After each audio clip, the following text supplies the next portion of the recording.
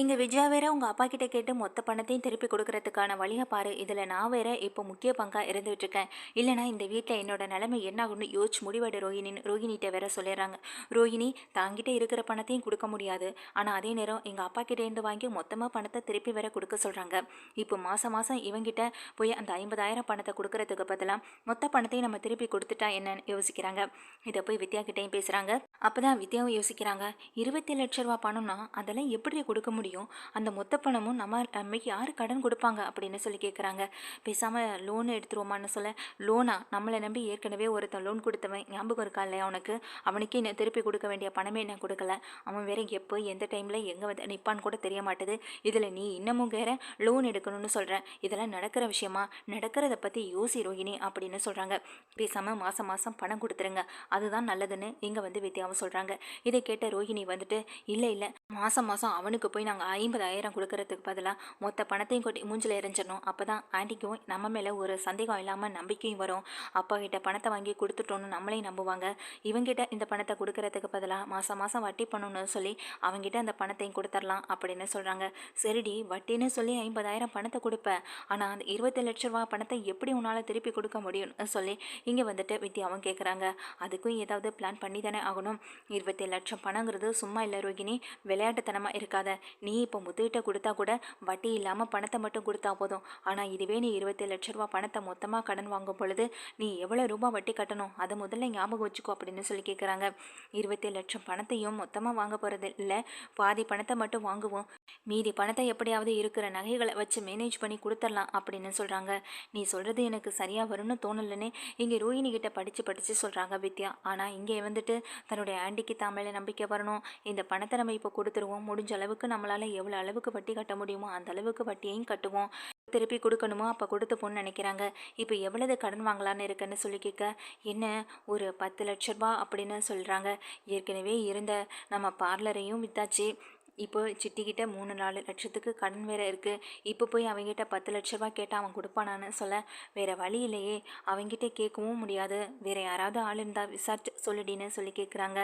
வேற யார்கிட்ட கேட்கலாம் அப்படின்ற மாதிரி இருக்க, சரி இரு, எனக்கு தெரிஞ்சு ஒருத்தர் இருக்காரு, அவர்கிட்ட போய் வேணா கேட்டு பார்ப்போம், 10 லட்ச ரூபாய்க்கு எவ்வளோ வட்டி போடுறான்னு கூட தெரியல அப்படின்னு சொல்லிட்டு இருக்காங்க. சிட்டிகிட்ட போயிட்டு எவ்வளோ ரூபாய் கடன் கேட்கலான்னு நம்மளே போய் நேரடியாக கேட்டு வந்துருவோமேனு சொல்லி இங்கே ரோகிணி சொல்கிறாங்க. சரின்னு சொல்லிட்டு இங்கே வித்யா அவங்க கூட்டிக்கிட்டு ரோஹிணி நேராக இங்கே சிட்டியை பார்க்க போகிறாங்க. என்ன இப்போ வந்திருக்கீங்க, நீங்கள் தான் வட்டி பணம் கட்டிட்டீங்களேன்னு சொல்லி சிட்டி சொல்ல, இல்லை எங்களுக்கு பணம் தேவைப்படுது அவசரமானு சொல்லி கேட்குறாங்க. பணமா? எவ்வளோ ரூபா அப்படின்னு சொல்லி கேட்க, அப்போ தான் அங்கே சத்தியாவும் இருக்காங்க. இவங்க என்ன அடிக்கடி பணம்னு இங்கே வந்துட்டு இருக்காங்க. ஊர் மட்டும் மலேசியா அப்பான்னு சொல்கிறாங்க, பெரிய பணக்கார வீட்டு பொண்ணுன்னு இங்கே பெரிய பீத்திக்கிறாங்க அத்தை. ஆனால் இங்கே என்னடானா இவங்க சிட்டிகிட்ட வாங்கி கடன் வாங்கிட்டு இருக்காங்க அப்படின்னு சொல்லிட்டு அங்கே உள்ளே இருக்காங்க. இங்கே உடனே சிட்டி வந்துட்டு சரி ஒரு நிமிஷம் இருங்கன்னு சொல்லிட்டு உள்ளே போகிறாங்க. என்ன சத்யா, திரும்ப கடன் வந்து நிற்கிறாங்களே, இவங்க திரும்ப கட்டிடுவாங்களான்னு சொல்லி கேட்க, எனக்கும் அதானே ஒன்றும் புரியல சிட்டி, இவங்களை நம்பி கொடுக்கலாமா வேணாமான்ல இருக்கு. சரி முதல்ல எவ்வளோ ரூபான்னு கேளு அப்படின்னு சொல்கிறாங்க. சரின்னு சொல்லிட்டு இங்கே சத்யாவிட்ட பேசிட்டு திரும்பவும் சிட்டி இங்கே வராங்க. சரி எவ்வளோ ரூபா வேணும்னு சொல்லி கேட்க, இல்லை எங்களுக்கு அவசரமாக இப்போ ஒரு 27 லட்ச ரூபாய் தேவைப்படுதுன்னு சொல்ல, 27 லட்சமா? அவ்வளோ ரூபாய் இருந்தால் நான் எதுக்குமா வட்டிக்கு விட போகிறேன், என்கிட்ட வேணா ஒரு 3 லட்சம் 4 லட்சம் மேக்ஸிமம் ஒரு 8 லட்ச ரூபாய்க்குள்ளே என்னால் கடன் கொடுக்க முடியும், அதுக்கப்புறமெல்லாம் ஒன்றும் இல்லை அப்படின்னு சொல்கிறாங்க. இதை கேட்ட இங்கே உடனே ரோஹிணி, சரி இப்போ உங்களால் எனக்கு எவ்வளோ கொடுக்க முடியும் அப்படின்னு சொல்லி கேட்குறாங்க. ஏற்கனவே நீங்கள் 3 லட்ச ரூபாய்க்கு எங்கிட்ட கடன் வாங்கியிருக்கீங்க, அதுக்கு இன்னமும் வட்டி மட்டும் தான் கட்டிக்கிட்டு இருக்கீங்க, இதில் இப்பொழுது போய் அப்படின்னு சொல்லியிருக்க தயவு செஞ்சு அப்படின்னு சொல்லி கேட்குறாங்க. நீங்கள் உள்ளே போகிற சிட்டியை திரும்பவும் சத்யாட்ட கேட்குறாங்க. என்ன சத்யா பண்ணலாம் அப்படின்னு கேட்க, ஒரு 5 லட்ச ரூபா இல்லை மேக்ஸிமம் ஒரு 7 லட்ச ரூபா அவங்களுக்கு கொடுக்க முடிஞ்ச அளவு கொடு, அதுக்கப்புறம் பார்த்துக்கலாம், எனக்கும் அவசரமாக கிளம்ப வேண்டியது இருக்குது, நான் கிளம்புறேன்னு சொல்லிட்டு எங்கள் சத்யா அப்படியே பின்வாசல் வழியே கிளம்பிடுறாங்க. அதுக்கு பிறகு எங்கள் சிட்டி வராங்க. சரி ஒரு 7 லட்ச ரூபா அப்படின்னு சொல்லி கேட்குறாங்க. 7 லட்ச ரூபாய்க்கு உங்களால் வட்டி கட்டிட முடியுமா அப்படின்னு கேட்க, இதை கேட்டு எங்கள் ரோஹிணி சொல்கிறாங்க, நாங்கள் கட்டிடுவோம் கரெக்டாக அப்படின்னு சொல்கிறாங்க. மொத்தம் 10 லட்ச ரூபாய் ஆயிடுச்சு, 10 லட்ச ரூபாய்க்கும் வட்டி போட்டு கொடுத்துருவா அப்படின்னு கேட்குறாங்க. இதை கேட்ட எங்கள் ரோஹிணியும் முழிச்சிட்ருக்க, என்ன அவசர தேவை அப்படின்னு கேட்குறாங்க. உடனே எங்கள் வித்யா, அவங்களுக்கு ஒரு அவசர தேவை, அதெல்லாம் சொல்லிட்டா இருக்க முடியும்னு சொல்ல, சரி அப்போது நான் ஒரு விஷயம் சொல்கிறேன், அது போல் நீங்கள் செய்ய முடியுமான்னு கேட்குறாங்க. என்ன விஷயம், என்ன பண்ணணும்னு சொல்லிங்க ரோஹிணி கேட்க, நான் இப்போ உங்களுக்கு வட்டி பணம் கொடுக்குறேன். ஆனால் எனக்கு நீங்கள் அசலை மட்டும் திருப்பி கொடுத்தா போதும். அதுவும் எப்போ முடியுமோ அப்போ திருப்பி கொடுத்து தான் ஆகணும். ஆனால் அதுக்கு இடையில நான் வட்டி போட வேணான்னு நீங்கள் நினச்சிங்கன்னா நாங்கள் சொல்கிற விஷயத்த நீங்கள் பண்ணி தான் ஆகணும்னு சொல்கிறாங்க. இதை கேட்ட ரோஹிணி அதிர்ந்து போய் பார்க்க என்ன பண்ணணும்னு எங்கள் வித்யா அதட்டலாம் கேட்க, அதுக்கு இங்கே சிட்டி சொல்கிறாங்க, அந்த முத்துவையும் மீனாவையும் அந்த வீட்டை விட்டு வெளியேற்றணும். இதை அனுப்புகிற பொறுப்பு உங்ககிட்ட தான் இருக்குன்னு சொல்ல, ஏற்கனவே அதுக்கான வேலையை தான் நம்ம பார்த்துட்டு இருக்கோம். இந்த வேலையை வேற சிட்டி நமக்கு கொடுக்குறான். இதில் நம்ம வட்டியும் கட்ட வேண்டியதில்லைன்னா நமக்கு எந்த பிரச்சனையும் இல்லை நினச்சிட்டு தாராளமாக பண்ணிடலாம் அப்படின்னு சொல்கிறாங்க. என்ன இவ்வளோ சீக்கிரத்தில் ஒத்துக்கிட்டீங்க அப்படின்னு இங்கே சிட்டி கேட்க, உங்களுக்கும் அவங்க எதிரி தானா அப்படின்னு கேட்குறாங்க. ஆமான்ற மாதிரி தலையாட்ட, சரி சரி நான் சொன்ன வேலையை கரெக்டாக முடிச்சிட்டிங்கன்னா அப்புறம் நீங்கள் எனக்கு வட்டி பணம் கொடுக்கவே வேண்டியதில்லை அப்படின்னு சொல்கிறாங்க. இதை கேட்ட எங்கள் ரோஹிணி ரொம்ப சந்தோஷப்பட இங்கே 7 லட்ச ரூபா பணத்தை வாங்கிட்டு வராங்க. இப்போ மீதி பணத்துக்கு என்னடி பண்ணுறது, மீதி 20 லட்ச ரூபா பணத்துக்கு நம்ம வேற எங்கே அரேஞ்ச் பண்ணுறதுன்னு சொல்லி கேட்குறாங்க. உன்னால் முடிஞ்ச இடத்துல விசாரிச்சு பார்க்குறியான்னு சொல்லி கேட்க, இரு நான் அந்த கறிக்கடை மணிக்கு ஃபோன் பண்ணி பார்க்குறேன்னு சொல்லி அவருக்கு ஃபோன் பண்ணுறாங்க. அவர் மூலமாக ஒரு இடத்துல 5 லட்ச ரூபா பணமும் அரேஞ்ச் பண்ணிடுறாங்க. பாப்பா கரெக்டாக வட்டி கொடுத்தரணும், அப்படி இல்லைனா அவன் ஏன் வீட்டு வாசலில் வந்து சண்டை போடுவான், அப்புறம் ஏன் பொண்டாட்டிக்கு என்னால் பதில் சொல்ல முடியாதுன்னு சொல்லிடுறாங்க. சரி நாங்கள் பார்த்துக்குறோன்னு இங்கே வந்து சொல்லிடுறாங்க. இப்போது நம்ம இவனுக்கு 10 லட்ச ரூபாய்க்கு கொடுக்க வேண்டிய வட்டியை கொடுக்க வேண்டியதில்லை. அப்படி பார்த்தா அந்த 5 லட்ச ரூபாய்க்கான வட்டியை கொடுத்தா போதும். இப்போ நம்ம கையில் 12 லட்ச ரூபாய் இருக்குது. மீதி பணத்துக்கு என்ன பண்ணுறதுன்னு தெரியலேன்னு நினச்சி யோசிக்கிறாங்க. சரி இப்போ வேணா எனக்கு தெரிஞ்ச ஆள் ஒருத்தர் இருக்கார், அவர்கிட்ட போய் வாங்கிட்டு வரலாமான்னு சொல்ல, இரு என்கிட்ட ஒரு சில நகைகளும் இருக்குது. அம்மா என்கிட்ட போட்டுக்க சொல்லி கொடுத்தாங்க, ஆனால் அதை நான் போடாமல் தான் வச்சிட்ருக்கேன். இதையெல்லாம் போட்டால் எங்கள் அத்தை என்ன ரொம்ப சீப்பாக நினைப்பாங்க. அதுவும் இல்லாமல் மலேசியா விட்டு பொண்ணு இந்த நகை எப்படி இங்கே கிடச்சிதுன்னு சொல்லி கேட்பாங்க. அதனால தான் வச்சுருந்தேன்னு சொல்லி ஒரு நகையை எடுத்து கொடுக்குறாங்க. இது எவ்வளோக்கு போகும்னு சொல்லி தெரியலையே, சரி வா நம்ம போய் கேட்டு வரலாம் அப்படின்னு சொல்கிறாங்க. இந்த நகையை இவ்வளோ நாளாக பேக்கில் தான் வச்சுட்டு சுற்றிட்டு இருந்தியான்னு சொல்ல, வேறு என்னடி பண்ணுறது, வீட்டில் கூட வைக்க முடியாது. பாத்தியில் மனோஜை, அதுவும் வீட்டில் நகை இருக்குன்னு மீனாவோட நகையை போய் வாங்கிட்டு போயிருக்கான். அப்புறம் இது என்கிட்ட இருந்ததுன்னா இது ஏது எங்கேருந்து வந்ததுன்னு 1008 கேள்வி கேட்பான். அதனால தாண்டே இதை கூட அம்மா நினைவுகளாக வச்சுக்கலான்னு பார்த்தேன். ஆனால் இப்போ இருக்க சுச்சுவேஷனில் இது எனக்கு இப்போ தேவைப்படாது அப்படின்னு சொல்கிறாங்க. சரி வான்னு சொல்லி இங்கே கடைக்கு அழைச்சிட்டு போகிறாங்க. அங்கே போனால் அந்த நகையெல்லாம் கொடுத்தா 4 லட்ச ரூபாய்க்கு இருக்குது. பாத்தியா, மீனாவோட நகை 4 லட்ச ரூபா தான் இருந்திருக்கு, உன் நகை 4 லட்ச ரூபா இருந்திருக்கு. ஆனால் உன் அத்தை என்னமோ இது காலனாக்கு போகாத நகைன்னு சொல்லி மீனா முகத்தில் விட்டெறிஞ்சதான்னு கூட சொன்னேன். இதுவும் அப்படி தாண்டி நான் சொல்ல, போதும் நிறுத்திடி, என்னையும் அந்த மீனா கூட கம்பேர் பண்ணி பேசாதன்னு இங்கே ரோஹிணி சொல்கிறாங்க. சொல்லப்போனால் உன்னை விட மீனா ரொம்ப வசதி தான்னு சொல்லி வேணும்னே கலாய்க்கிறாங்க. அதுக்கு பிறகு நகையெல்லாம் கொடுத்துட்டு 4 லட்ச ரூபா பணத்தை வாங்கிட்டு போனால் இங்கே வந்து மொத்தம் 16 லட்ச ரூபா பணமும் இப்போ இவங்க கையில் இருக்குது. மீதி 11 லட்சம் அதை வேற எங்கேயாவது புரட்டிக்கலாம். இப்போதைக்கு இந்த 16 லட்சம் பணத்தை வந்து முதல்ல கொண்டு போய் கொடுப்போம், மொத்தமாக கொண்டு போய் கொடுத்தாலும் சந்தேகம் வரும் அப்படின்னு நினச்சிட்டு இங்கே வீட்டுக்கு போகிற ரோஹிணி அந்த பணத்தை வந்துட்டு எடுத்து கொடுக்குறாங்க. இது வந்து மனோஜுக்கே தெரியல. மனோஜ் ஒன்றுமே புரியாமல் முழிச்சிட்ருக்காங்க. இந்த பணம்லாம் ஏது எப்படி வந்ததுன்னு சொல்லி கேட்டுட்ருக்காங்க. மொத்த பணத்தையும் ஆண்டி கொடுக்கணும்னு சொன்னாங்கள, ஆனால் மொத்த பணமும் அப்பாவால் இப்போ அனுப்ப முடியலை. 16 லட்ச ரூபா பணம் இருக்குது, இந்தாங்க அப்படின்னு சொல்லி இங்கே முத்துகிட்ட கொடுக்க, பரவாயில்லையே இந்த பார்லர் அம்மா கூட கொஞ்சம் தன்மானத்தோடு தான் இருக்குது, உன்ன மாதிரி இல்லைடா. ஆனால் நீ என்கிட்ட கொடுத்த வாக்க நிறைவேற்றலை.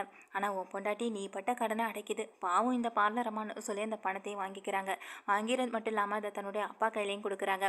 மொத்த பணத்தையும் கொடுத்துட்றாங்க. எங்களுக்கு இந்த பணத்துலேருந்து ஒரு ரூபா கூட வேணாம், எங்களுக்கு கொடுக்க வேண்டிய 2 லட்ச ரூபா பணத்தை மாதம் மாதம் நீங்கள் கொடுத்தாலும் சரி, இல்லை மொத்தமாக கொடுத்தாலும் சரி, ஆனால் அதை சீக்கிரமாக கொடுக்கறதுக்கான வழியை பாருங்கன்னு சொல்லிட்டு கிளம்பிடுறாங்க.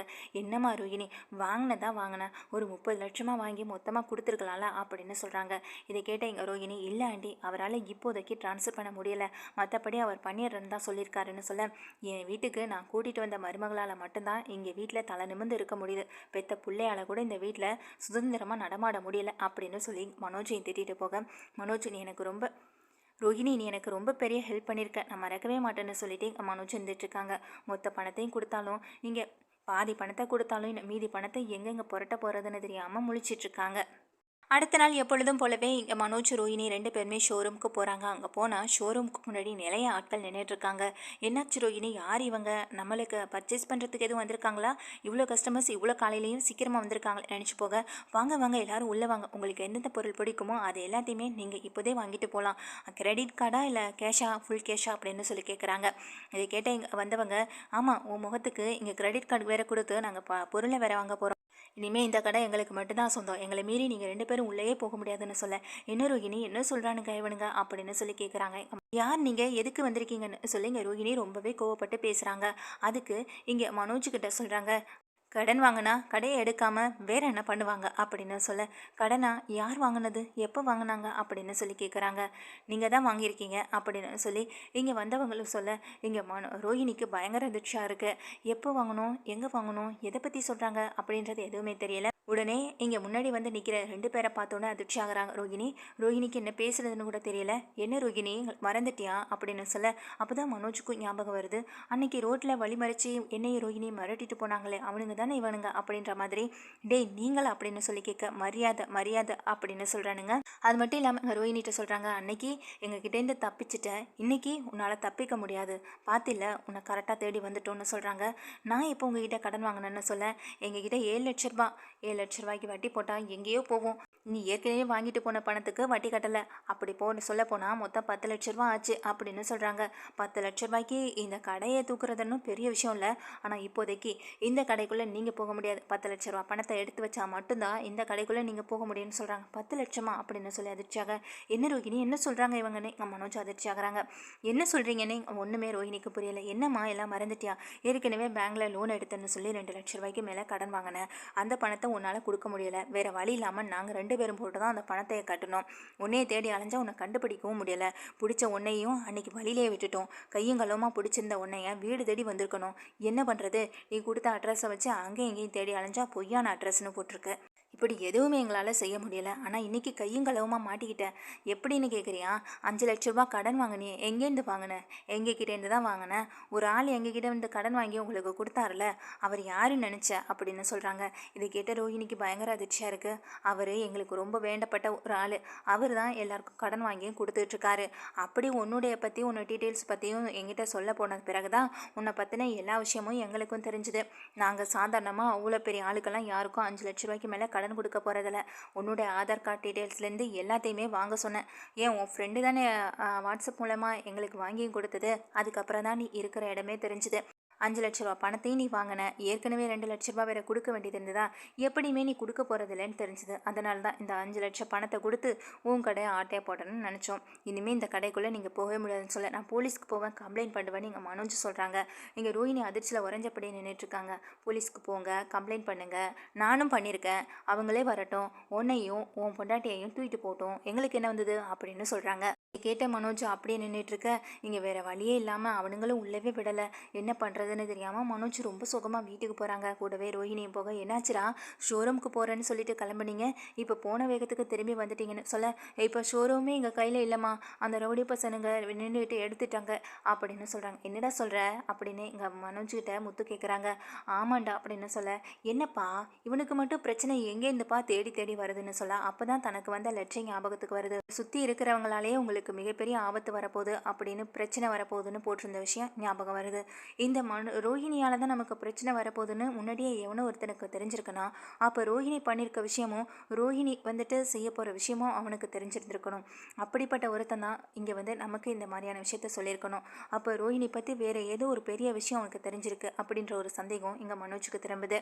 உடனே முத்துட்ட சொல்கிறாங்க நடந்த விஷயம் எல்லாத்தையுமே சொல்ல, என்னம்மா ரோஹிணி கடன் வாங்கினியா அப்படின்னு சொல்லி கேட்க, அது இல்லை ஆண்டி, நான் என் ஃப்ரெண்டுக்காக வாங்கினேன்னு சொல்லியிருந்தேன்ல அப்படின்னு சொல்கிறாங்க.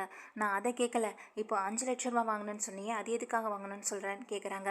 என்ன அதுவும் ஃப்ரெண்டுக்காக வாங்கினேன்னு தான் போய் சொல்லும், அதையும் நம்பிக்கிட்டு இருக்க வேண்டியதானே இங்கே முத்து சொல்கிறாங்க. இங்கே ரோஹிணி தான் மாட்டிட்டு தவிக்கிறாங்க. மனோஜ் முறைச்சி பார்த்துட்டே இருக்காங்க. விஜயாவுக்கு உடனே பக்கத்தில் வரவங்க மனோஜ்கிட்டே கேட்குறாங்க, நீ சொல்கிறதெல்லாம் உண்மையாடா, இப்போ ஷோரூம் என்னடா ஆச்சுன்னு சொல்ல, அந்த 10 லட்ச ரூபா பணத்தை கொடுத்தா தான் இப்போ அந்த ஷோரூமையே கொடுப்பேன்னு சொல்கிறாங்கப்பா அப்படின்னு சொல்ல, இங்கே உடனே விஜயா பார்க்குறாங்க அண்ணாமலையை. அப்பா அந்த 14 லட்ச ரூபா பணம் கொடுத்தாங்கல்ல, அந்த பணத்தை திரும்ப எப்படி வாங்கிட்டு போகலான்னு பார்க்குறான்.